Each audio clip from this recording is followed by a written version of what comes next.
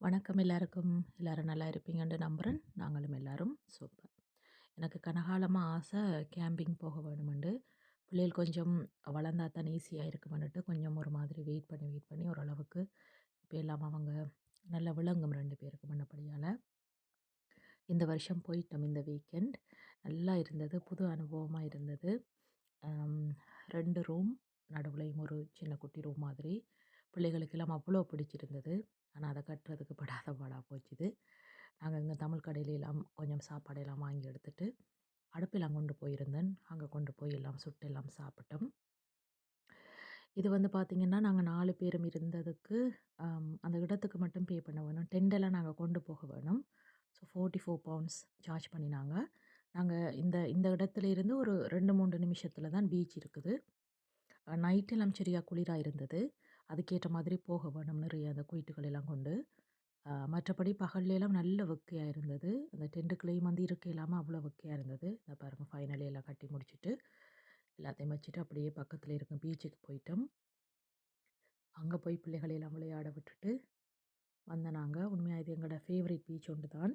இது தண்ணி விளையாடுறதுக்கெல்லாம் ஒரு சூப்பரான ஒரு இடம் உண்டு. தண்ணி பார்த்தீங்கன்னா, சும்மா அம் நல்ல கிளீனா இருக்கும். கீழ உள்ள மணல் எல்லாம் அவ்வளோ அழகா தெரியும். அந்த அளவுக்கு நல்ல பீச்.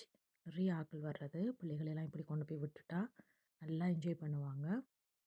இதையே நான் சில நேரங்கள்ல யோசிச்சு பார்க்குறேன். நான் ஒரு 3, 4 வருஷத்துக்கு முன்னுக்கு பார்த்தீங்கன்னா, நான் பீச்சுக்கு போனேன்னு சொல்லி சொன்னா, நிம்மதியா இருக்கவே இயலாது. 2 பேரும் ஆளுக்கு ஒரு பக்கம் ஓடுவாங்க. அந்த தண்ணீட டீப் டேஞ்சரஸ் தெரியாது.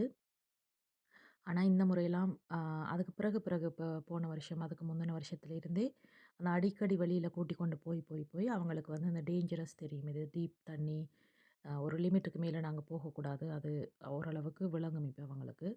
அப்ப இப்பயெல்லாம் நான் வந்து கரையில ஒரு சேர் ஒண்ட போட்டுட்டு, ரிலாக்ஸா இருந்து பிள்ளைகள பார்த்து கொண்டிருக்கிறது. சகிதான் அப்பப்ப அப்பாக்கு விளையாட்டு காட்டுறதுக்காக ஓடுவான். அவனுக்கு எப்படின்னா, அந்த அலைக்குள்ள போயிட்டு தலைய விட்டு குளிக்கிறதுக்கு ரொம்ப பிடிக்கும். சிதுக்குட்டி வந்து நல்லா இப்படி கரையில நின்னு நல்ல வடிவா விளையாடுவாள். தண்ணி குளிரண்டா தான், தண்ணி கொஞ்சம் சூடாகின உடனே நல்லா குளிக்க ஆரம்பிச்சுருவாங்க.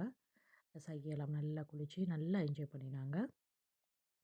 அதுக்கு பிறகு நாங்க திரும்பி கேம்ப் பக்கத்துல தானே இருந்தது. கேம்புக்கு போயிட்டு, பிறகு நைட் சாப்பாடு எல்லாம் சுட்டு, அ இருந்து எல்லாம் சாப்பிட்டோம். நல்ல எக்ஸ்பீரியன்ஸா இருந்தது உண்மையிலேயே. அந்த நைட் படுக்கிறது தான் கொஞ்சம் அந்த குளிரா இருந்தது. சரியான குளிரா இருந்தது. அதுக்கேற்ற மாதிரியே நாங்க எப்பவும் போயிட்டோமாண்டா சரி.